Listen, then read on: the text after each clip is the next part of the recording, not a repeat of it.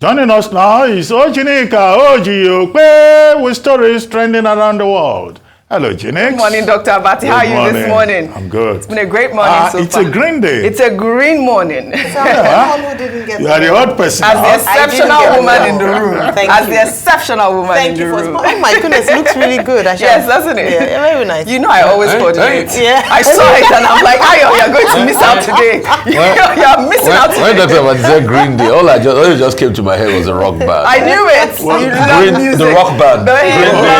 Boulevard of Broken Dreams. On the Boulevard of Broken Dreams. This morning. Yes. Don't we just love our country? Well, all right. Well, good morning to you viewers. Let's begin what's trending.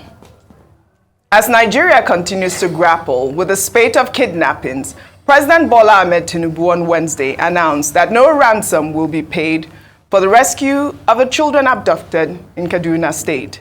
Briefing State House Correspondents after the Federal Executive Council meeting, the Minister of Information and National Orientation, Mohammed Idris, said that Tinubu also directed security agencies to ensure that the children are rescued and brought back to safety. Government is not taking any excuses.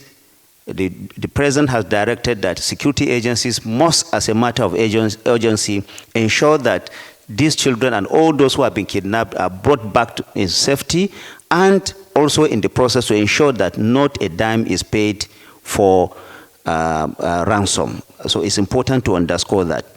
No dime, government is not paying anybody any dime, and the government is optimistic that these children and other people that are abducted will be brought back to their families in safety. The government will not condone abductions or kidnappings or any kind of criminality in that direction. Well, the minister there, Ayo, also stated that, foreign countries are going to help Nigeria to rescue these children, our students back, and, including the United States, and that, there are a lot of them that are trying to help out, and, they will let us know where they stand. Well, in the meantime, the Nigerian police force have called on citizens to begin arresting criminals so as to help the police force tackle worsening insecurity in Nigeria. The spokesperson for the police force, Olumuyiwa Adejobi, made the appeal on Wednesday in a post on X, charging Nigerians to exercise their powers as a people to curb insecurity in Nigeria. His tweet reads, "Internal security. It requires our collective responsibility to tackle insecurity in Nigeria. Every citizen and resident has a role to play, including me. Section 30 of the Police Act 2020 has empowered you to arrest any suspect or criminal, as the case may be. Then, a community that comprises many individuals has more powers to perform wonders in combating crimes and criminality in our society. Let's all exercise our powers as a people to curb insecurity in Nigeria. I will always play my role as in Nigeria." What of you? Ayo, what about you? Okay. I mean, I don't know how much we can help if we have bandits that are, roaming our forests with AK-47s in the north, and we are not allowed to carry guns. I mean, it's not in our constitution, by the way. And, how are we going to combat this? How are we going to help the police force? So is this an indirect support of the bill by Senator Nyesom Wike for us to begin to carry firearms? Maybe, who knows? Because if we're going to be, exercising our rights to citizens' arrest, and not even starting with petty thieves, but actually talking about bandits and that's it, right? Then we are in serious trouble, because how many people, even the policemen themselves, the security agencies themselves, have complained in the past that their weapons are not sophisticated enough for them to be able to engage these terrorists in combat, or in perhaps when they come to kidnap or to terrorize the place. But one thing I must mention is that these statements do not give confidence to the Nigerian people to state that this government or this administration has a grasp on the insecurity challenges that we currently face. The first thing I would say, going back to the first story, in terms of no payment of ransom, is that I'd asked the question earlier that if you're going to ask people not to pay ransom, it cannot be the first place we start from. If you're going to tell a parent not to pay money or look for money to pay for their child to be released from being kidnapped, then you have to ensure that the kidnapping in itself does not happen. We've talked about this in the last week. Not only did we report the children, over 200 children kidnapped, but we also had following 60 other children kidnapped. So almost like a slap in the face of the security agencies and the government in itself.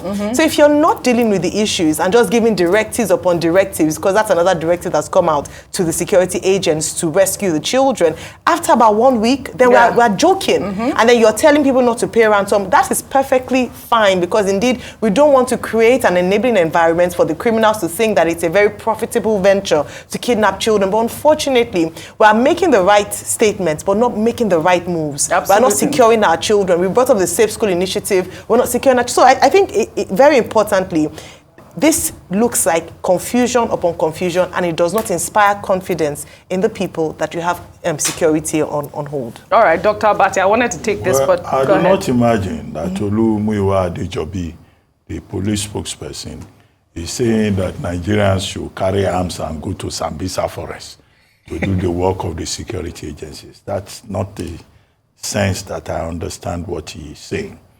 What he is saying is the same thing that the security chiefs have been saying, that security, national security, is a collective responsibility, and that citizens also have a role to play. Absolutely, that's what he said. And that was why he quoted Section 39 of the Police Act. He didn't go further. He should also have quoted Section 40 of the same Police Act 2020. He should also have quoted Section 60 of the same Police Act 2020. The combined reading of it is that as a citizen, if you see another citizen committing a crime, behaving in an unlawful manner, it's part of your responsibility as a citizen to arrest the person.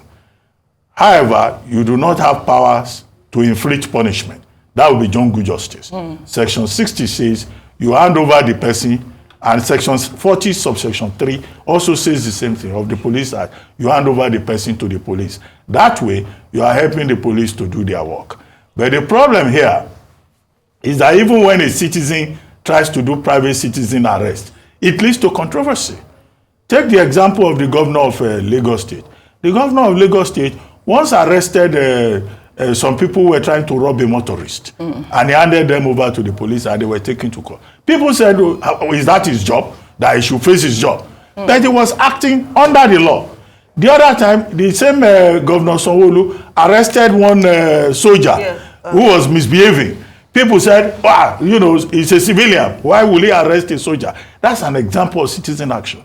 In 2019, Governor Ambode, as he then was, also arrested, saw somebody misbehaving, and arrested the person and handed over the person to the police. But the problem here is that when the police say the police is your friend, many people don't want to bother themselves. They will say the same police that will go behind to meet the person that the citizen arrested and collude with that person to send them out. So that is where the problem is. As for the president saying no ransom should be paid, we've heard that before. The ransom that he's talking about is that government will not pay ransom. Well, can the government of Nigeria even pay ransom? In Kaduna State the other day, the kidnappers were asking for 40 trillion. That's more than the entire budget of Nigeria for 2024. And in any case, as Commander-in-Chief of the Armed Forces, he will not come and say the government of Nigeria is going to pay ransom to bandits. His job is to secure this environment, and that's him reassuring the people of Nigeria that his government can do the job. All right. And that's why he has read the Riot Act to the security agencies, and I hope that these security agencies will know that it is their job to protect people. Whether they will be able to do it or not remains to be seen. But we have been given the promise that those 287 students kidnapped from secondary school and primary school, LEA primary school, and GSS secondary school in Kuriga, in Chikun local government area, will be rescued. The Nigerian people wait. When they do that, then President Tinubu and his team will have been able to reassure us that indeed government is alive to his own responsibility before Adejobi will come and say we too should start arresting people. Well, he has said it, and it's out there. And if we have to arrest people with guns, we need to be able to empower ourselves to be able to do that. But in the meantime, Dr. Abati, before you speak, of course you do, Dr. Abati. It's just a no-brainer. In the meantime, the Minister of the Federal Capital Territory, Nyesom Wike, has said that his administration has taken measures aimed at reducing insecurity in the country's capital, while addressing journalists shortly after a closed-door security meeting with the Senate on Wednesday. Wike also stated that with the measures put in place, the incidence of kidnappings and banditry has drastically reduced. Even the senators agreed that security has quite improved in FCT. And let me also say, there's no part of this world where criminality has been abated. No. You have heard several times in America where people go to schools and shoot students. So let people not have that impression that you cannot have one crime or the other. What we're trying to say, being able to limit or reduce the level of insecurity. But if anybody tells you that as society is concerned, you will not have one form of criminality, that is not correct. And we must have to tell ourselves the simple truth. Also, most of the kidnappings to you here sometimes are state-managed by people. There are some internal arrangements. Take, for example, you have a housekeeper in the house, you have a driver who plot to kidnap the child of their master. In that case, what do you want us to do? All we can do is to see how the person has been kidnapped is being released. All right, go ahead, Rufai. I think the FCT minister keeps missing the point. Yeah. A lot. He was talking about gun violence in America. In America, they get people shot, yeah. But gun violence is different from massive levels of kidnapping, where in one fell swoop, they take people hostage. And even when you have gun violence in America, you need to see the response time to that. And the reason for the pervasive gun violence is because of the lax gun laws, which is also codified in their constitution. The last I checked, we don't have right to guns in our constitution here. So we keep comparing things amiss. What we are saying is there's a rampant, increasing level of insecurity like it's never been seen before. Nigeria used to be a relatively peaceful country. People can hardly move around these days. That's what we are saying. It used to be relatively peaceful. I mean, apart from skirmishes of riots and things like that and the days of armed robbery, but relatively there used to be a level of peace. Yes. But today we are having bandits. In Kaduna alone, in the space of over the weekend till now, you've had close to 400 people kidnapped that we can record. So that's what we are saying. So it's different from the gun violence in America. We keep missing this. They say, oh, there's crime in America. No, I'm not making comparison with that. What we are saying is how can we solve our own problem? And it's not about solving our own problem. It's being accountable in the first place. Secondly, I think the fundamental thing about this conversation about citizen arrest and all of that we're talking about the police is trust. The truth is a lot of Nigerians don't trust the police. Let's not deceive ourselves. So and because increasingly you've seen cases of when you even report to the police, they are informants within the fold that report back to the people you reported. I will tell you about the particular case. Somebody was saying the other day that his wife had been kidnapped. He was talking to the police. Guess what? All the things he was telling the police, the kidnappers were telling him. I will even tell you a story. So when you have cases like that most of the things you are telling the police in confidence, lack of trust. The kidnappers are telling you the things you're telling the police in return. So where's the level of trust? So it is also the trust that people don't have even in the larger society. That's why they can't even volunteer information as regards intelligence. I understand the role of citizen, what's it called, citizen arrest. But how can you even effect it in a very lawless society? But how can you even protect yourself? I'll give you an instance. That's the first question. How? You have a lot of these government officials breaking the law. Right. Traffic laws, for instance. You have government officials brazenly breaking traffic laws. Security agents, military, military unity. They're always passing, places they ought not to pass in traffic. Will you go and stand in front of them and say, I'm effective citizen arrest? So we've built a society that is largely very lawless. You see, all the thing we do every day is to react to a bastardized society we've built over the years and the domino effects. And that's why all the things we say here are reactionary. So except we go back and start fixing these things, the society will not move forward. There's a breakdown of trust.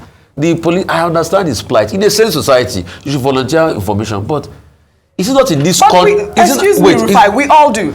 We've seen amateur videos, we post them on Twitter, we send them, we tag security forces every time. Is it not in the same country do that when you volunteer information, the police spokesman will be the first to fight you on Twitter? Exactly. So is that how they want to take information? Is it not in this country we had the likes of Lawrence Anini that was conniving with police officers? Let me say what I want to say. Only yesterday, a son of a senior banker was kidnapped in the Lekki area of Lagos. And this was serious. They took this man, drove him around for a couple of hours and asked him to transfer money to a certain account, and they let him go. I was in River State over the weekend. The driver that chauffeured me around said the same thing to me, that what they do now is just kidnap people for money. I mean, you don't even have to be the son of a rich man. Yeah. You can just be anybody walking on the street, and they'll just pick 5 people. So they've made 500,000 naira that day. So they'll just ask for 100. So how do you protect yourself in that instance? Yeah. How do you even, begin to start reporting to the police in that instance? When that incident has been reported, what happens next? It's just the lack of trust. So you see, people don't trust the authorities again. Just like people don't trust government. It's been too many lies. You see, and the thing about lies is, as I tell adults, please don't lie to children. You say, oh, don't worry, I'll buy ice cream for you tomorrow, and the next thing you don't buy it. Right. They start to lose trust for you. It's just like what we are saying to the government. Okay, they say in January now, they say they will do straight loan. They have pushed it to March now. They are saying they still want to push it forward again. You see, it's things like that. People don't trust you again. Those are the issues. The police, you will talk something with one man to citizen arrest, and then the next thing, when the citizens try to do that, report the information to you, will abuse them that you say on Twitter and say you don't want to be competent. So was it not during the last election that somebody made a statement about a certain ethnic group, and then the police was trying to defend it, and you expected to trust the police? And we all heard what the person said, though, and the police. You see, let me tell you something. We built a country where some people are higher than the states. It's just example of what African China sang his song. He said, which man with thief money, they go no go see him face for cry faster. Poor man with thief money, they go see him face for cry. So we've built a society only for the rich. If you are not high and mighty in this country, you are nothing. Absolutely. That's the kind of society. We don't build a society that takes care of the poor. Okay. So the police can be, it's not by public address. It's by building trust. All right, let's discuss another topic. And this is in Kaduna State, where the Hisbah police arrested 11 Muslims because they were eating during fasting. And I think it was like 10 male and 1 female groundnut seller. And guess what the Hisbah said? That, they don't arrest non-Muslims because it's not their concern. Dr. Vati, come on. Help me out here. Well, the 11 people that were arrested have been released. The Sharia, we keep saying, it's a personal orthodoxy. Yeah. People who allow themselves to be governed under that orthodoxy, are entitled to it. It's not as if it's a criminal orthodoxy that applies to everybody. So in this case, they said they arrested 11 persons, including the groundnut seller, who didn't know when she started eating. She was testing her. She was hungry. Come on. They said they met with the family members, and they gave an assurance that, next time they will not eat during the period they are supposed to be fasting.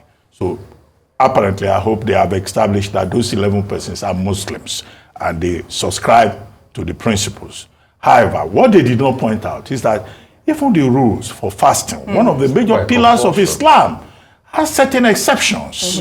Now, if you are on a journey, you are allowed some room. Maybe you won't fast in between. If you are sick, maybe you have a certain sickness, you are exempted. If you are old and infirm, then you are not. It's not compulsory for you. But they can't just make it look, general that every Muslim must fast. Those exceptions are also there, and it is open to abuse. This arrest is open to abuse because we don't know the exact condition of those 11 persons.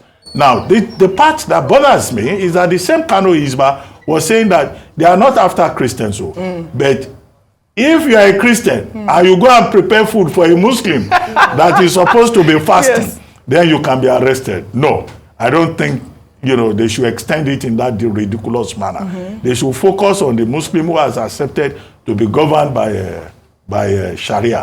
The Christian who is not under that orthodoxy, is free. It should not be disturbed. But there's fasting. There's a time for fasting, right? Yes, so what if I make the food before the time in anticipation? Because I'm guilty of that. I know that I've cooked some food. Well, they are saying don't give the Muslims. I can't. The only question I want to ask is that at the point of arrest, since they said that they're only arresting Muslims and not non-Muslims, at what point did they establish that the people that they were arresting were not Muslims? Was it after they'd been brought into custody and they'd been, the whole show of arrest? Because it's very dicey when you live in a multi-religious society and want to enforce a particular, style or way. It's very difficult. And even for the Muslims who have said that they come under voluntarily this under Sharia, how many Muslims came under? Was it by choice? Was it by compulsion? Do you come under it automatically? Was it so? These are questions that boggle the mind. That in a state where you have a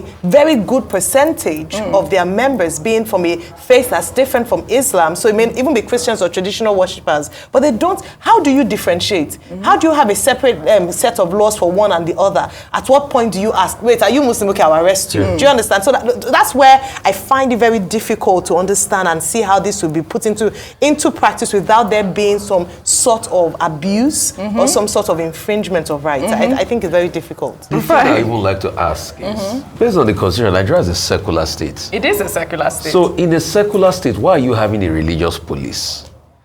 Can I also ask, if we're having religious police, can we also have our Isheshe police, our Ifa police, our Shango Sharia police? is constitutional. I know. It's a personal orthodoxy. I know, it's a personal orthodoxy.